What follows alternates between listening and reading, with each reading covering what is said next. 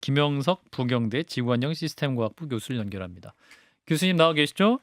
네, 안녕하십니까. 예. 자, 지금 이제 시선이 집중되고 있는 게 일본 동쪽의 난카이 해곡이라고 하는데 이 해곡이 이렇게 지질학적으로 위험한 이유는 뭡니까? 이제 지구는 기본적으로 이제 판이라고 하는 예. 지구의 껍질을 갖고 있어요. 예. 판 껍질처럼. 그래서 개등 것들이 둘러싸여져서 서로 부딪히기도 하고 비껴가기도 하고 또 이제 섭입이라고 땅 속으로 들어가기도 합니다. 예. 근데 이제 일본은 세 개의 판이 만나는 위치에 있어요. 경계 부분에. 그래서 예. 태평양 판이라는 게 있고 필리핀 판이라는 게 있고 유라시아 판이라는 게 있는데 그 태평양 판과 필리핀 판은 유라시아 판 밑으로 섭입을 하고 있어요. 아하. 근데 그런 판이 섭입하는 경계에서 보통 이제 큰 지진이 발생하는데 예. 지금 필리핀 판과 유라시아 판이 만나는 그 부분이 이제 난카이 해곡이 되고 그게 길이가 한 600에서 한 900km가 달하는 굉장히 큰 섭입대가 되기 때문에 예. 그렇게 보는 겁니다. 아하, 그렇군요. 자, 유튜브로 이제 화면에 나오고 있는데 근데 100년 주기설은 왜 나온 얘기입니까? 이제 지진은 단층의 이제 응력이라고 해서 계속 판이 움직이면서 이제 쌓게 되는데 그것을 이제 해소를 합니다. 지진을 발생하면서 그 해소하는 그런 메커니즘으로 되는데, 예.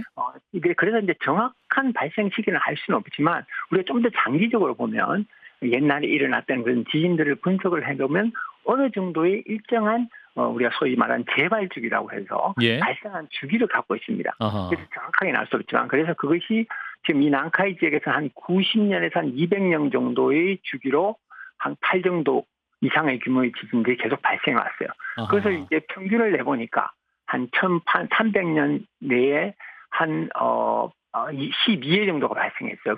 8 이상이. 예. 그러니까 평균을 해보면 한 110년 정도가 되는 거죠. 그래서 이제 100년 주기설이 나온 거죠. 예, 그렇군요. 최근 이제 난카이 해곡을 따라서 발생했던 마지막 지진이 1946년 규모의 8.0 대지진이었는데 대지진으로 보면 이게 약 80년이기 때문에 교수님 말씀하신 대로 그 주기에 따라서 80년 동안 또 판과 판 사이에 부딪히는 응력이라고 말씀하셨죠. 그렇기 때문에 이게 혹시라도 그 대지진의 가능성이 있는 것이 아니냐라는 예측도 있는데 교수님 어떻게 판단하십니까? 네, 충분히 가능은 합니다. 그런데 네. 앞에서 제가 말씀드린 것처럼 주기가 보통 한 평균 했을 때 한 110년 정도 내외이기 때문에 예. 일단 가능은 하지만 제가 봤을 때는 아직은 아주 높은 상태는 아니다. 아하. 그래서 재발 주기를 물론 지나서 점점 발생하지 않으면 확률은 좀 앞으로는 더 이제 높아지겠지만 예. 지금 그렇게 위험한 상태까지 도달한 것은 아니다. 저는 그렇게 보고 있습니다. 예, 장 변호사님. 네, 근데 제가 뉴스를 봤더니 일본 기상청에서는 그 발생 확률이 0.5% 정도다라고 이제 예측을 했던데요. 저희가 이제 비전문가로서 봤을 때는 이게 그렇게 높은 수치로 보이지는 않는데 어쨌든 일본 기시다우미오 총리도 나서서 뭐 해외 출장도 자제하고 지진 경계 태세 계속하겠다, 뭐 대응 태세에 긴장을 늦추지 않겠다 이렇게 대비를 하는 이유가 있습니까? 예. 그래서 이제 일반 분들이 보시면 그게 뭐 0.5% 하면 이건 뭐 아무것도 아닌 것 같은데 이렇게 생각하실 수 있는데 예. 지진은 굉장히 장기적인 기간으로 봅니다. 일반 우리가 사람들 생각하는 기간이 아니고 예. 장기적인 예측을 하는데 우리 몇십 년 내에 발생할 확률이 얼마다 이렇게 해요. 그런데 이제 지금 여기는 분석을 했을 때 30년 이내에 발생할 확률이 70에서 80%로 보는 겁니다. 예. 근데 지금 여기서 아까 0.5%는 일주일 이내거든요. 그래서 그 발생한 우리가 7.1이 발생한 그 지진으로부터 일주일 이내에 발생할 확률은 그 30년 이내를 다시 나눠서 하니까 훨씬 더 작게 되는 거죠. 그게 실제로 낮지만 그 대신 이제 미야자키 현에 지진이 발생했으니까 이게 난카이 해곡 같은 연관성이 있을 수 있고 자극할 수 있다고 보는 사람들이 있기 때문에 이전보다는 좀 더 증가했다. 이렇게 지금 보는 겁니다. 또 이전에도 큰 지진 이후에는 더 큰 지진들이 발생했던 경우가 굉장히 많이 있었어요. 예. 동일본 지진도 그랬고. 그래서 난카 해곡도 역사적으로 큰 지진을 많이 발생했던 그런 기록이 있기 때문에 이제 이게 7.1짜리가 터졌으니까 그게 옆에 있는 난카이 이제 해곡을 또 자극을 해서 더 큰 게 오지 않을까 하고 우려하니 돼서 이게 또 사전에 대비를 하면 피해를 줄일 수 있으니까 그런 의도에서 지금 준비하고 있는 걸 알고 있습니다. 예, 경고하고 예방하면 이제 더 좋을 수 있겠죠. 근데 이제 실제로 만약에 그런 일은 없어서야겠지만 8.0의 지진이 발생하면 어느 정도 상황까지 오는 겁니까?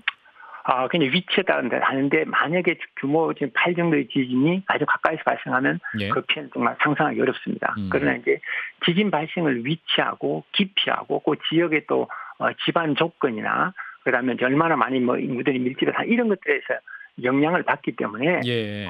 실질적으로만 도시 아래에서 발생한다. 그럼 피해가 굉장히 커지죠. 그 대신 먼 바다나 굉장히 이제 깊은 데서 발생을 하면 지진파가 오면서 이제 감쇄가 되거든요. 에너지가.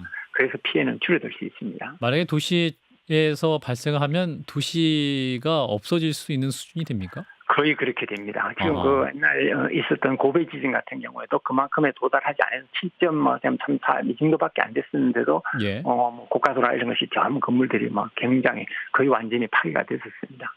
그렇군요. 이제 그런 일은 없어야겠고 지난주에 이제 가고시마 오이타현에 쓰나미 주의보가 내려지면서 이쪽으로 또 휴가를 잡으신 분들이 또 걱정하시는 우리 여행객들이 있으신 것 같아요. 그래서 교수님도 판단하시기 어려우시겠습니다만 이게 또 일본 쪽으로 그 이쪽 해당 지역으로 휴가 계획을 삼으신 분들이 있으실 것 같은데 어떻게 좀 정보를 참고하면 좋을까요? 뭐 이런 것들이 뭐 대비를 해서 뭐 나쁠 것이 없죠. 예. 그래서 우리가 현재 저희 해석으로는 난카 해곡 전체가 파열이 돼서 대규모 지진이 발생하기보다는 이번 지진이 발생한 그런 미야자키현 주변이나 또한 동경 지역이 굉장히 조금 위험합니다. 사실은 동경 지역이 지진이 발생했지만 오랫동안 그 단층들이 활성화가 안 됐기 때문에 예. 제가 봤을 때는 그런 지역에서 7 내외 규모의 지진이 발생할 확률이 저는 개인적으로 상당히 좀 높다고 보고 있고요. 그래서 특히 바다 쪽으로 이제 가시게 되면 특히 일본으로 봤을 때의 동측입니다. 일본으로 봤을 때의 동측의 바다 쪽으로 가신다면 이 대피할 수 있는 장소, 높은 곳으로 이제 대피할 수 있는 장소를 미리 생각해 두시는 게 좋고 아마 최대로 높다면 지금 한 28m까지 온 적이 있거든요. 쓰나미가. 예. 그래서 뭐 30m 정도까지 올 수 있지만 뭐 어쨌든 그런 게 이제 대비를 미리 하시고 지진이 발생한다 하면 바로 대피할 준비를 하시는 게 좋습니다. 절대로 구경을 하시면 안 됩니다. 예. 이게 심각한 수준이 있을 수 있다라는 점에서 또 경고의 말씀까지 주셨습니다. 교수님 말씀 여기까지 듣겠습니다. 고맙습니다. 예, 감사합니다. 네, 김영석 부경대 지구환경시스템과학부 교수였습니다.